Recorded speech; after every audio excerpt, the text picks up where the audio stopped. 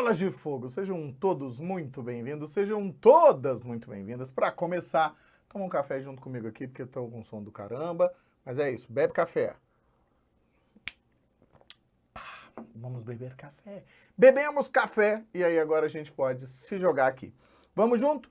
Hoje no nosso Desmontando a Banca, começamos a nossa passagem, deixa eu só me acertar aqui, passagem pelo Sebrasp, o início do desmonte dessa banca tão importante, que faz parte da vida do Bola de Fogo aqui, como vocês bem sabem, né? Assim, bastantemente, até inventei uma palavra, bastante mesmo, né? São 15 anos de história nessa banca, agora não estou mais lá porque estou aqui, tá? Então, assim, é isso. Bora que só bora! Bora que só bora! Vamos junto com o tio Bola de Fogo, porque temos muitas coisas a ver. Vamos lá. Hoje o nosso foco é pronomes, então vamos dar uma olhadinha aqui, questõezinhas sebraspianas sobre pronomes. Vem junto com o tio Bola, vamos lá. O que a gente vai ter? Vamos ver. Meu Deus, para começar aqui, um poema, Fábula de um Arquiteto. A arquitetura como construir portas de abrir ou como construir o aberto. Construir. Não lhe ilhar e prender, nem construir como fechar secretos. Construir portas abertas em portas. Casas exclusivamente portas e teto. O arquiteto, o que abre para o homem tudo o que se sanearia, desde casas abertas, portas por onde, jamais portas contra. Por onde, livres, o ar luz, razão certa. Até que tantos livres o amedrontado renegou, dar a viver no claro e aberto. Onde vãos de abrir, ele foi amurado, opacos de fechar. Onde vidro, concreto. Até fechar o homem, na capela útero, com confortos de matriz, outra vez feto. É um poema um tanto quanto denso, né, gente? Eu diria que denso, nesse caso aqui, está funcionando como o quê? Está funcionando como sinônimo de tenso, né? Porque é quem, gente? João Cabral de Melo Neto, conhecido como um poeta hermético, ou seja, a poesia dele é fechadinha em si mesma, né? Assim, a gente tem muita dificuldade de visualizar o que o nosso querido João Cabral de Melo Neto quer dizer, mas é uma poesia que você pode perceber antilírica, né? Assim, não tem um eu lírico falando, é uma ideia mais, digamos, mais aberta com relação a muitas coisas. Então, nesse caso, não se preocupem que a gente vai trabalhar aqui no Desmontando a Banca quando eu trouxer a parte de interpretação de texto. Aí você vai viajar comigo aqui. Vamos junto? Vamos lá. O que nós queremos saber aqui? Olha só. Até que tantos livres o amedrontado e ele foi... O amedrontando, perdão, né? E ele foi amurado, ambos na segunda estrofe, ou seja, bem aqui, ó. Tanto livres o amedrontando... Então, é aqui, ó, esse ozinho. Onde vãos de abrir, ele foi amurado.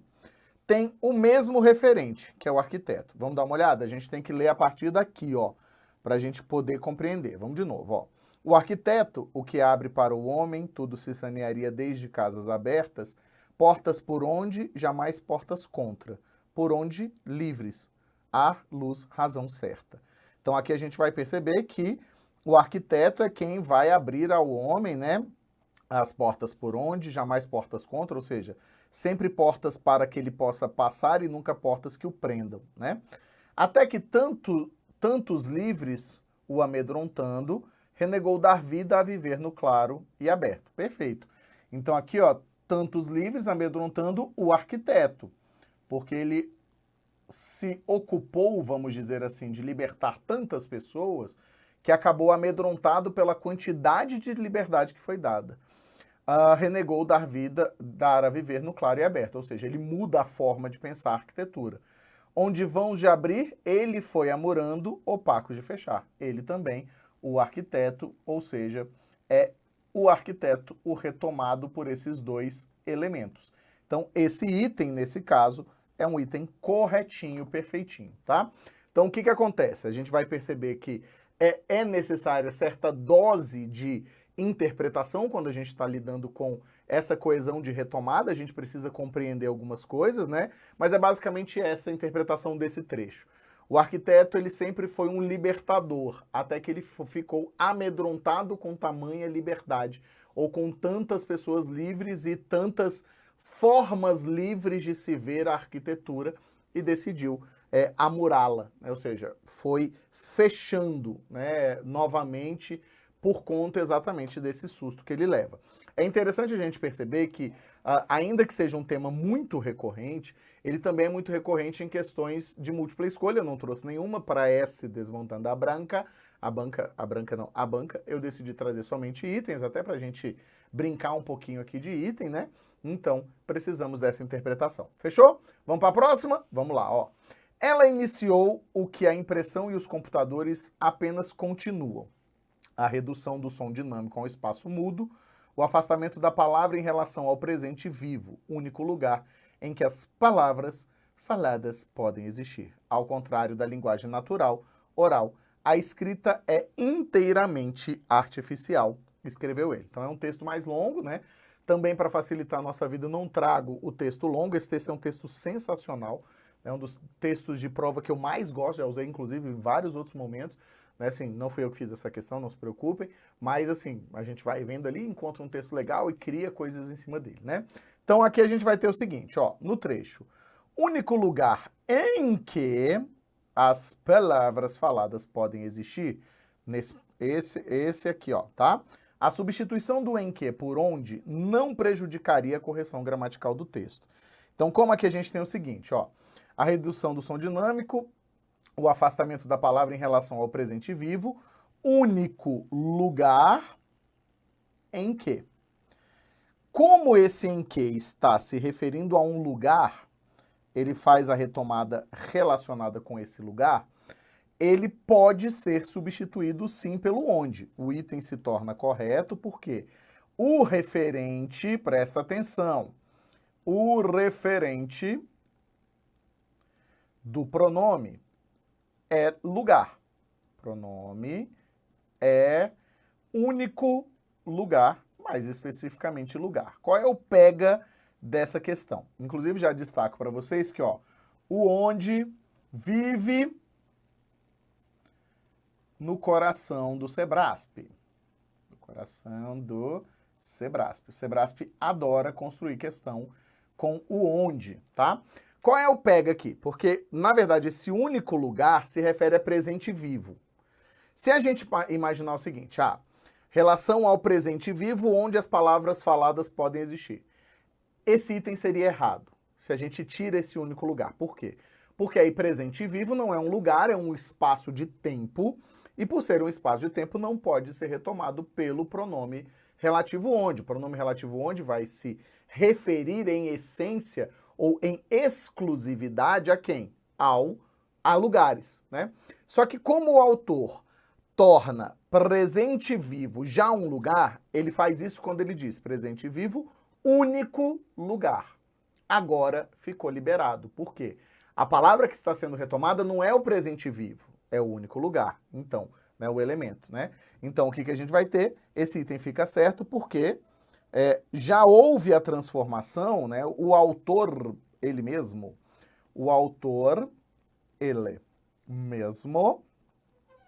presta atenção, ó, transforma o tempo em lugar.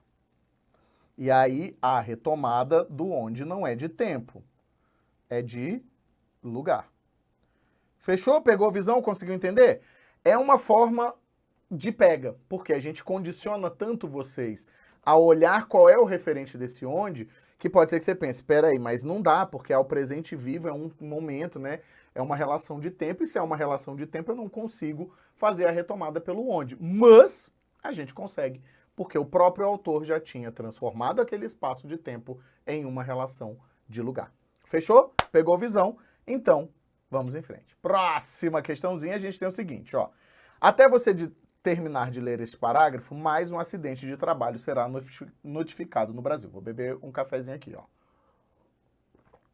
Em menos de 4 horas, mais uma pessoa morrerá em decorrência de um desses acidentes. Segundo dados do Observatório de Segurança e Saúde do Trabalho, Smart Lab, que consideram apenas registros envolvendo pessoas com carteira assinada, os acidentes e as mortes no Brasil cresceram nos últimos 2 anos. Em 2020, foram 446.881 acidentes de trabalho notificados. Em 2021, o número subiu 37%, alcançando 612.920 notificações. Em 2020, 1.866 pessoas morreram nessas ocorrências. No ano passado, foram 2.538 mortes, um aumento de 36%. Beleza? Texto expositivo, né, que traz aí comprovações por meio de dados, e a gente sempre fala que texto tem que ter comprovação, a ideia é apresentada e ela precisa ser comprovada, tá? Então, o que a gente vai ter agora? Vamos ver. No primeiro período do texto, o emprego do pronome você é um recurso de linguagem utilizado pela autora para aproximar-se do leitor. Olha só, pega essa visão aqui, ó, para aproximar-se de quem? Do leitor, com o objetivo de chamar sua atenção para o fato. Perfeito, né? Porque não vai ser só o você ali, né? O que a gente vai entender, ó? Até você terminar de ler este parágrafo, mais um acidente de trabalho será notificado. Então, o que ela faz? Ela faz um processo de interlocução com o leitor.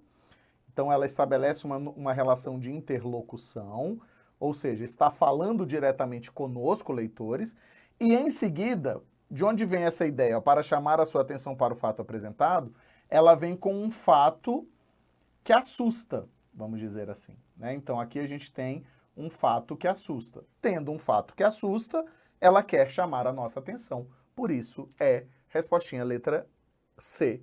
Mentira, C de certo. Não é letra, é gabarito C.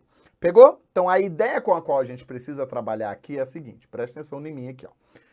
Sempre que um autor fala com o leitor, ele está tentando aproximar o texto do leitor. Ou então, fazer com que o leitor faça alguma coisa, né? Levar o leitor a fazer alguma coisa que não seja alguma coisa correta, vamos dizer assim. Correta no sentido de alguma coisa que ele não queira. Vou dar um exemplo simples.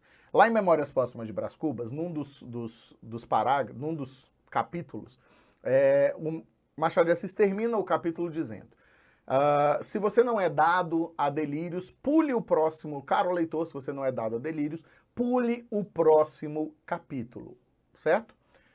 Para que isso? Porque ele não quer que a pessoa leia, ao contrário. Sempre que a gente diz para a pessoa, não faça isso, o que ela vai fazer? Exatamente o contrário. Então, é sempre para chamar a atenção do leitor, e muitas vezes para a informação que vai ser apresentada, e outras vezes para que o leitor, mesmo não querendo aquela coisa, ninguém manda em mim, quem é tu para mandar em mim, então eu vou fazer sim. E aí você vai lá e lê aquilo que o autor, na verdade, quer que você leia. Porque não faria sentido nenhum ele colocar uma informação que ele não considera uma informação importante no próprio texto. Fechou? Bora que só bora. Vamos lá então. Próxima questãozinha. Não podemos cair em uma visão, não podemos cair em uma visão automática da história, na qual nossa simples posição em dado extrato social nos leva necessariamente a pensar de certa forma, a valorizar em certa medida. Se aceitássemos essa visão, bastaria ficarmos quietos esperando que a história se fizesse de acordo com os seus mecanismos. Vamos ver o que a gente tem aqui? No quarto período, que é exatamente esse, a palavra certa. Então, eu tenho duas ocorrências da palavra certa, ó. A pensar de certa forma e a valorizar em certa medida. Está empregada como pronome indefinido variável. A gente vai precisar, aqui nesse caso, você pode perceber que a gente precisa da teoria, né? O que é um pronome indefinido? Pronome indefinido é um pronome que coloca as coisas num ramo da indefinição. Muito bem, vai. Na verdade, o pronome indefinido ele não apresenta uma quantificação correta. Ele vai sempre indicar parte indefinida mesmo, o nome já é muito autoexplicativo, de um determinado elemento. Então, quando eu digo a pensar de certa forma, ele está indicando uma forma, né? De certa forma, então, nos leva a pensar de certa forma, a valorizar em certa medida, beleza? Então, é pensar numa maneira específica, mas ele não diz qual é essa maneira. Da mesma forma, como quando ele diz, ó, a valorizar em certa medida, ou seja, há uma medida, mas ele não especifica qual é essa medida, nem qual é essa forma. Então, aqui, ó, o indefinido, a gente vai poder dizer que ele foge da definição, literalmente. Pode parecer até tautológico dizer isso, né? Que é quando a gente tenta explicar alguma coisa pelo próprio nome, pelo próprio conceito, mas é isso, ele foge da definição, ele não deixa claro qual é essa forma.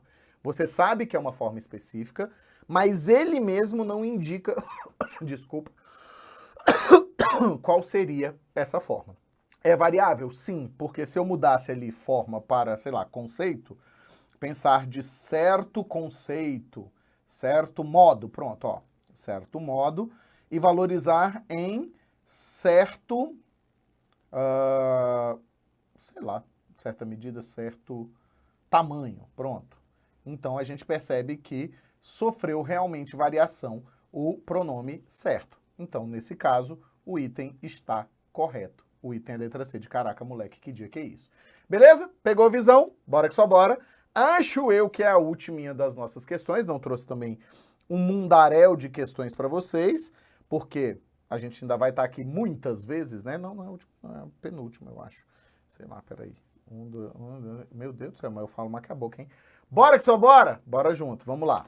Eu também tenho um tempo máximo aqui desse vídeo para poder cumprir o que espera-se de mim, esse nosso querido YouTube. Darcy Ribeiro é uma figura fascinante, um dos autores, eu gosto dessa questão, um dos autores latino-americanos que projetaram mais futuros. Em alguns dos textos, ele parece comentar em voz alta as alternativas utópicas e distópicas para o Brasil e a América Latina. Utopia é aquela que não vai ser alcançada nunca, né? E distopia é quando você cria um futuro impossível. É diferente da utopia. Vamos dar um exemplo aqui. Um romance distópico, por exemplo. Não sei se você já ouviu falar do Conto de Aia, né? É um romance distópico, porque ele cria um futuro em que as coisas são absurdas. A mesma coisa acontecendo com 1984, lá do George Orwell. Né? Que, ou seja, você cria você cria uma situação, você cria um cenário que ele é tão absurdo que ele não é possível, tá? Então isso é distopia, tá? Quando você cria absurdos para o futuro, ou o passado, né, tanto faz, e que tem ali uma visão que é, logicamente, na maior parte das vezes, crítica ou reflexiva, tá? Observa o sociólogo Fabrício Pereira da Silva. Este é um momento excelente para reexaminar suas ideias, suas utopias e seus projetos. Olha que legal essa questão. No segundo parágrafo, o pronome este, que é esse aqui, ó, que aparece bem aqui, ó, este, veicula a mesma ideia de agora, considerando o contexto enunciativo da fala citada. Perfeito. Porque quando ele diz, ó, no passado, em alguns de seus textos, ele falou tal, tal, tal, este é o momento. Quando é o momento? É como se ele dissesse, agora é um momento excelente para quê? Para reexaminar as ideias do nosso queridão Darcy Ribeiro e entendê-las de uma forma melhor. Então, nesse caso, realmente estamos diante de um item correto. Wagner, você só escolheu itens corretos, é isso mesmo? Não, meus jovens. Eu só escolhi os mais recentes, né?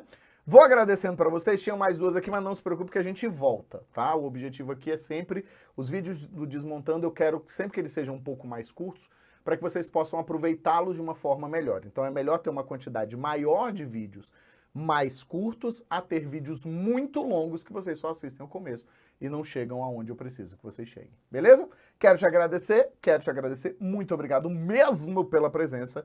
A próxima aula vem essa semana ainda, né? Eu tô com uma listinha lá para fazer. E aí também, lógico, dependendo de quando você tá assistindo isso aqui, essa semana não faz sentido nenhum.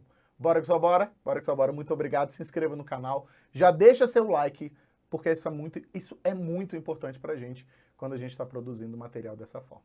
Bora que só bora? Bora que só bora. Um beijo, um queijo. Valeu demais, galera. E não tem jeito. Fui. Até a próxima.